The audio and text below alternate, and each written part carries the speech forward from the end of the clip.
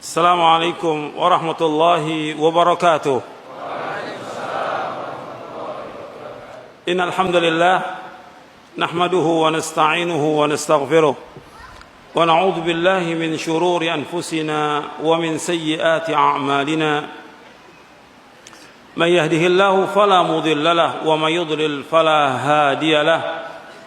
أشهد أن لا إله إلا الله وحده لا شريك له wa asyhadu anna Muhammadan abduhu wa rasuluh. Kemudian juga Allah berfirman lagi dalam surah Al-Ahzab 58, walladzina yu'dzuna al-mu'minina wal mu'minati bighairi maktasabu faqad ihtamalu buhtana wa itsman mubina. Dan orang-orang yang menyakiti orang-orang mukmin laki-laki dan mukmin perempuan tanpa ada kesalahan yang mereka perbuat, maka sungguh mereka telah memikul kebohongan dan dosa yang nyata. Ini perhatikan ini.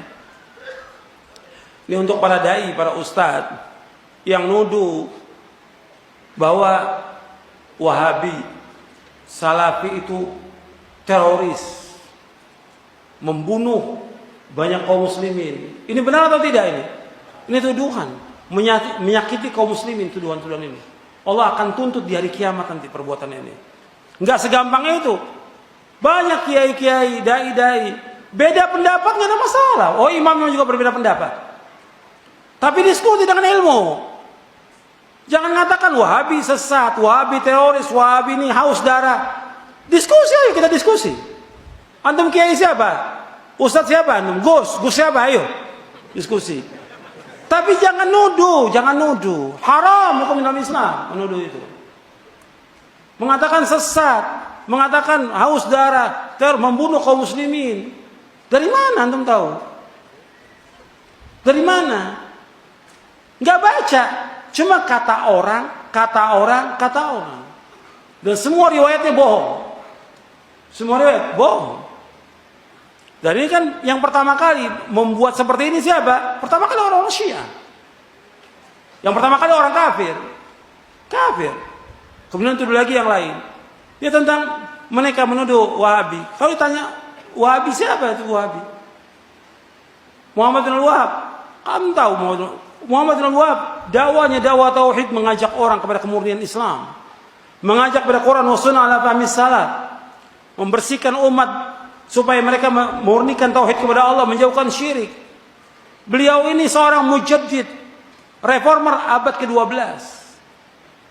Dan juga kalau disebutkan pada Wahabi, kepada dia nggak cocok, karena Wahabi itu bapaknya Muhammad bin Abdul Wahhab.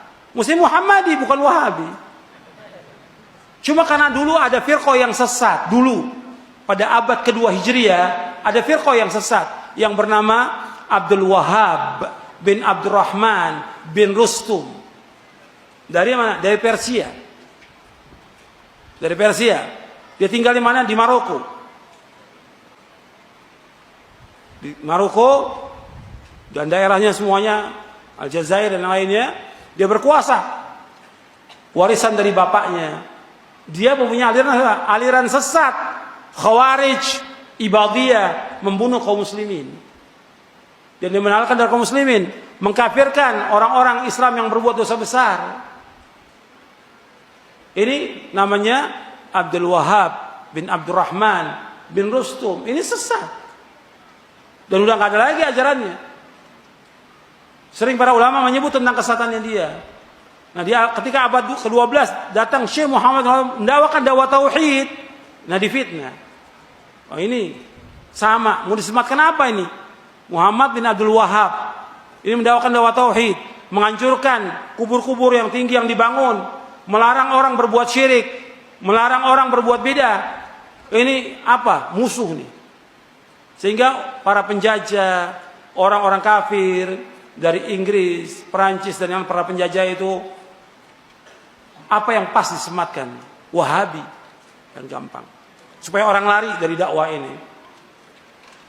Jadi yang pertama kali setan membisikkan kepada orang-orang kafir.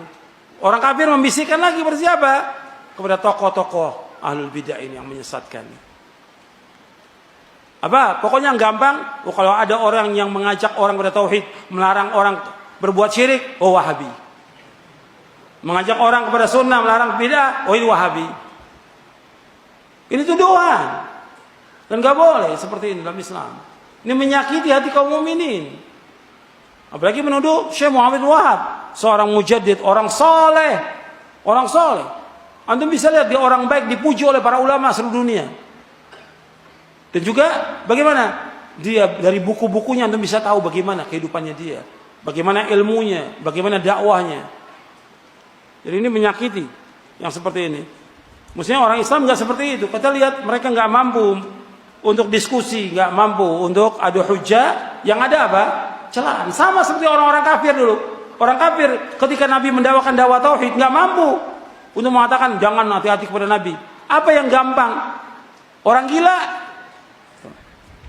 penyair, tukang sihir, supaya apa? Supaya orang jauh dari dakwahnya Nabi SAW.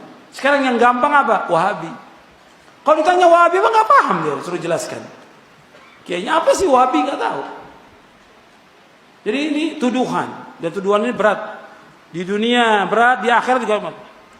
Makanya di sini akan dituntut oleh Allah, dan ini kebohongan. Dia akan memikul apa? Kebohongan dan dosa yang nyata sampai hari kiamat. Cukup sampai di sini kajian kita. Wassalamualaikum warahmatullahi wabarakatuh.